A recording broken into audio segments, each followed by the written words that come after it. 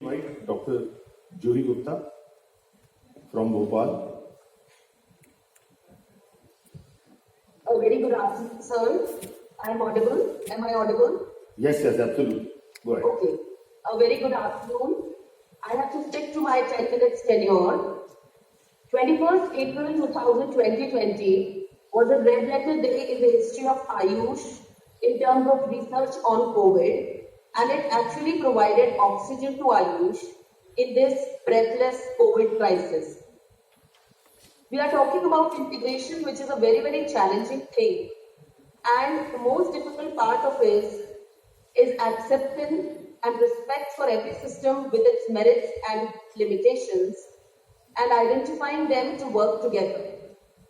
But this opportunity to work in a tertiary care center for 6 months with a team of 4 hours SRFs gave me an exposure to the current solidarity trials, which actually showed negligible output. So one of the very important findings which I have after performing this study is that if we don't look up into the engineering part, that is the high flow nasal oxygen, pipe cap ventilation, invasive ventilation, fluid electrolyte balance, central line for parenteral feeding, intravenous blood albumin plasma infusions, the medical tract is almost alive in all systems of medicine. With Lassa, Nipah, yellow fever, Ebola, Zika, SARS-CoV-2, and many more to come, we can easily see that the management is with broad-spectrum antibacterial and antiviral drugs, which are going to give resistance. And so the coming times are going to be even more prospective for systems like homeopathy. Now, integration is the key word which has to come out of my study. And I'm very thankful for the 4 SRS, Dr. Devalina Das, Dr. Abhishek Saha, Dr. Deepak Kumar, Dr. Ashwini Kumar, who relentlessly worked inside the hospital for 4 months, and 5 of us came out uninfected.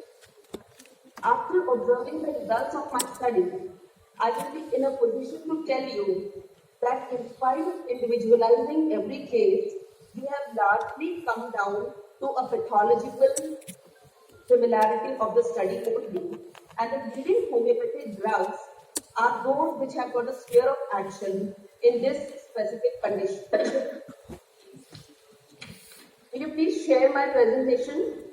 Yes, please go ahead. Someone will share, sir, or should I share the presentation? You share. If you have, please share. Yeah, okay. So this study was a collaborative venture of the Central Council for Research in Homeopathy, Government Homeopathic Medical College and Hospital Bhopal, and Chirayu Medical College, which is a super specialty center of the state of Madhya Pradesh. The biggest thing about this was that the Chirayu Hospital gave us absolute freedom to practice our system. Please hold on. लगा दिए यहाँ. Can you see? आप देख पा रहे हैं? Yeah. So this was. Next slide, please. So this study was titled as an effectiveness study on the individualized homeopathy. And as you all can see, it was performed in this hospital, and the objective was to compare the effectiveness of individualized homeopathic treatment as an add-on to standard treatment in COVID-19 infection. It was a randomized controlled trial, a placebo controlled trial, and a single blind study. Next, please. Now, the inclusion of the patients was all the patients who were positive, that is the confirmed cases, RT-PCR positive, who were clearly symptomatic and who were hospitalized to Chirayu, who were in the age range of 18 to 80 years, from both the sexes, willing to consent for the study. They were taken. And we did not take patients who had, next slide please, we did not take patients who had any comorbidities or who required ventilatory support on admission itself, or either were immunocompromised. Pregnant women and lactating mothers were also not included.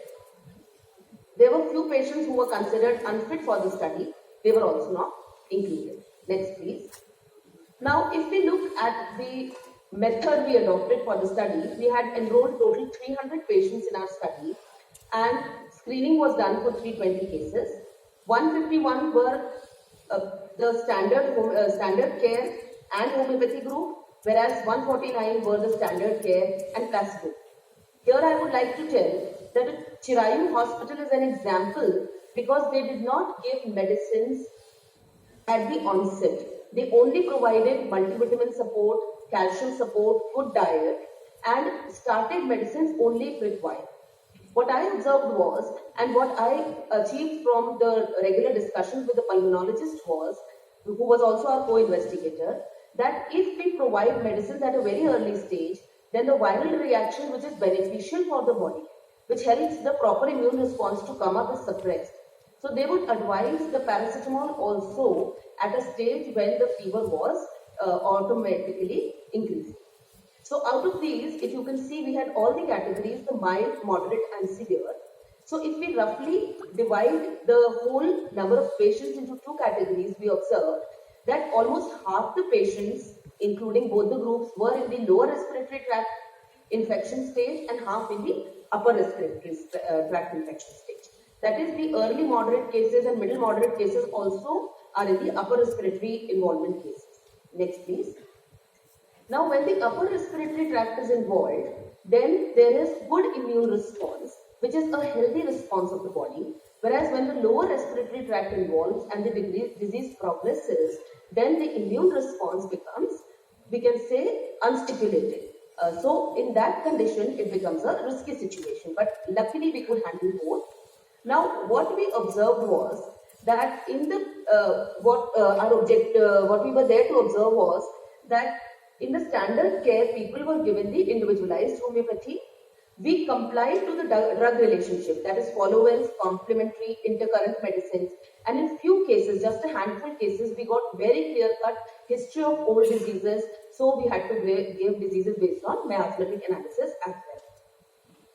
Now, in the other group, so what we observed in the standard care was that only when there was urgent need, they were giving the antibiotic, which was azithromycin. This hospital gave medicines only for 5 days. That was maximum. So we had a very good chance to test our ability. But there was oxygen supply, which was provided around 4 to 5 liters per day to almost all the moderate and severe patients. Electrolyte imbalances were taken care of. Inflammation was catered to. In just 3-4 cases, they had given steroids. And glycemic index was monitored. And in the established diabetic cases, it was being supplemented with medication. Next, please. The outcomes were, the primary outcome was to assess the clinical recovery of patient or the requirement of life support. The secondary were to see the fever clearance, change in the severity of the symptom, time to recovery, time to resolution of pneumonia, and hospital stay. Next, please. Hospital stay, actually, they had a very, very standard method of keeping all the patients in the hospital for 10 days. So in our case, the days to recovery became very important. So as you all can see from the data very clearly, that both the groups had almost similar representation. Patients were falling in all age groups, so the average age is somewhere between 40 to 43. Definitely males were more. Mild cases, moderate cases were almost equal. Severe cases were less. Few were hypertensive, diabetics. Next, please. Now, here we see the observations, and we can see in the SpO2, which is very remarkable, we can see that we have addressed patients with lesser than 90% saturation also. And there also the results are there. But we have significant result in cases of pneumonia, which was clearly established. Let me tell you that we have done CT scanning for each of the patients, and it is very clearly seen that the lower lobes bilaterally were affected, and that is why the reason the medicines which are coming out in the end. We can correlate it then. Next, please.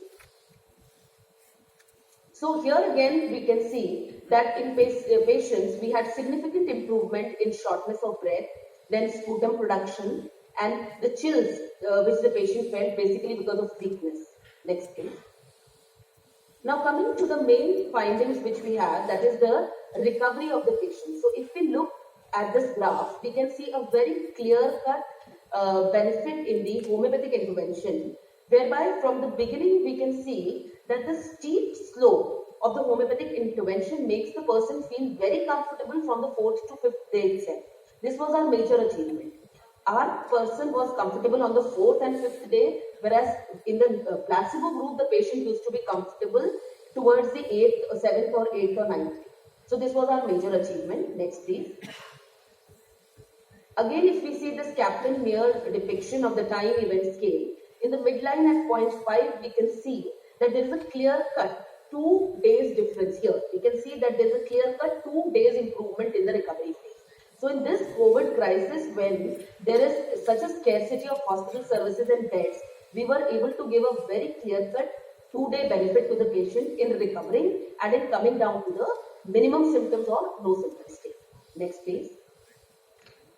Here again we see that the resolution of fever in the patients was improved on an average by 20 hours.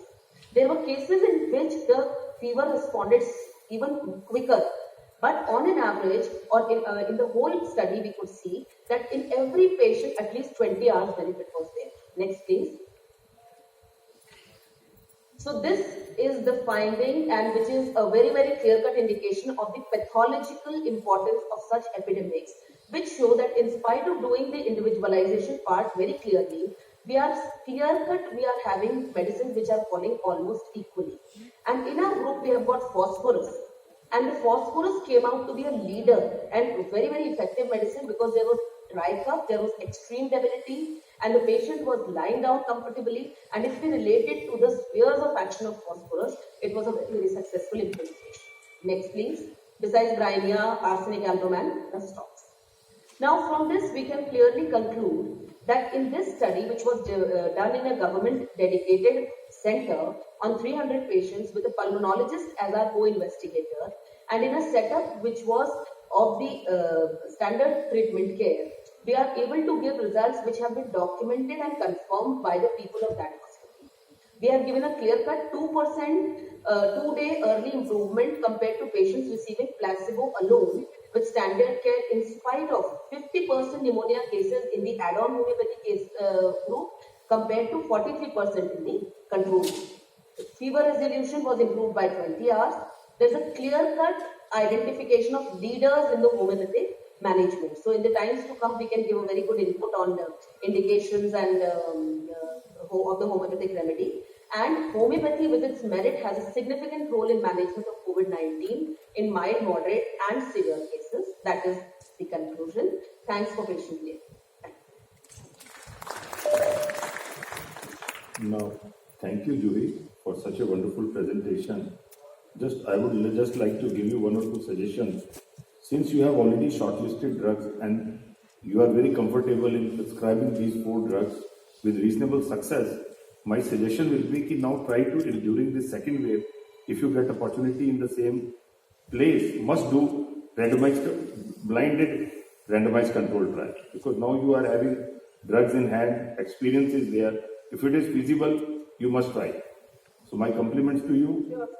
And must also do subgroup analysis of pneumonia cases separately than the mild, because there is a possibility of self-recovery in mild cases, but try to do separate subgroup analysis of moderate and severe cases. Thank you. Thank you for joining. Now I invite Dr. Sunita Tomar. Please go ahead.